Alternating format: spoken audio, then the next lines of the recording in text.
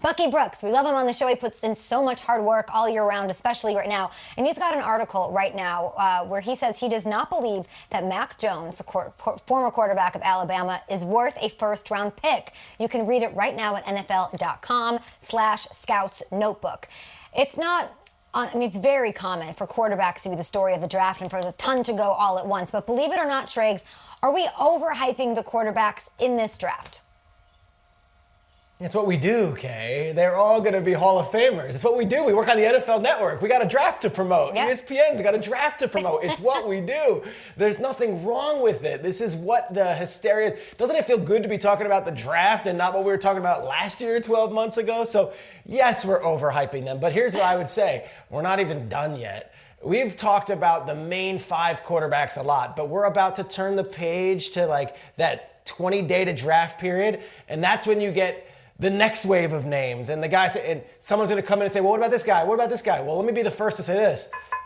Davis Mills, the Stanford quarterback, get ready. He's going to get first-round hype, too. This is another quarterback that now I'm talking to teams, and they're like, really? No one's talking about Davis Mills. What about Davis Mills? What about Davis Mills? I'm like, I know, but we've already done this for Trey Lance and Justin Fields, and we had a Zach Wilson week, and, well, we just had Mac Jones week last week. Now we got to do Davis Mills week? Yes, he might be a first-round pick, too.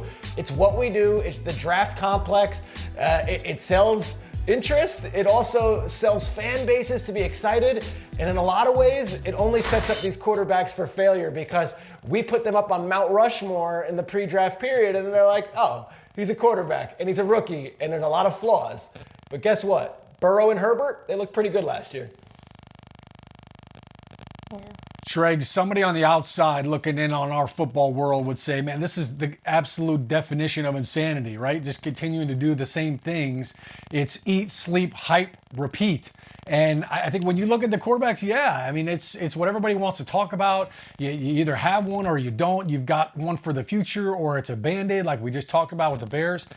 And yet here we are when you look at a couple of these quarterbacks, look, Mac Jones and Trey Lance, as you mentioned, they've had 17 starts, 17 games in their career, and yet here we are talking about them possibly being a top 5 pick. And you go back to the quarterback we were just talking about and the team we were just talking about, the Chicago Bears. Mitch Trubisky had started 13 games, so and they traded up to get him from the 3rd to the 2nd overall pick. So you look at all the hype and it just builds and it builds like a locomotive. And yet we still forget that Drew Brees wasn't a first-round pick, and yet he's the NFL passing leader in yards. And Tom Brady's racking up Super Bowl rings left and right, and he was a 6th-round pick. So it's absolutely overhyped, Mike Robb.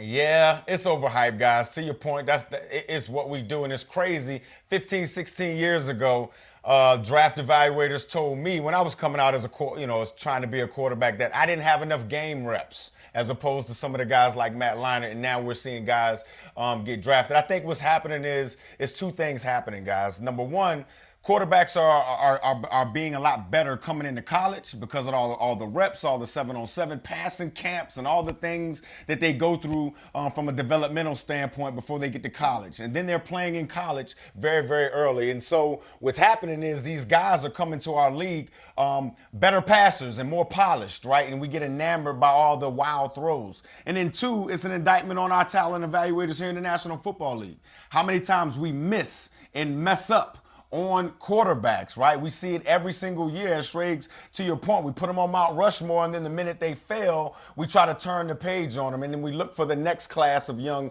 quarterbacks coming in. So I think there's a lot of different factors happening right now in the National Football League. But yes, we're supposed to hype them. We're going to hype them every single year. And with the pandemic going on, I think young quarterbacks got a chance to put their very best foot forward, right?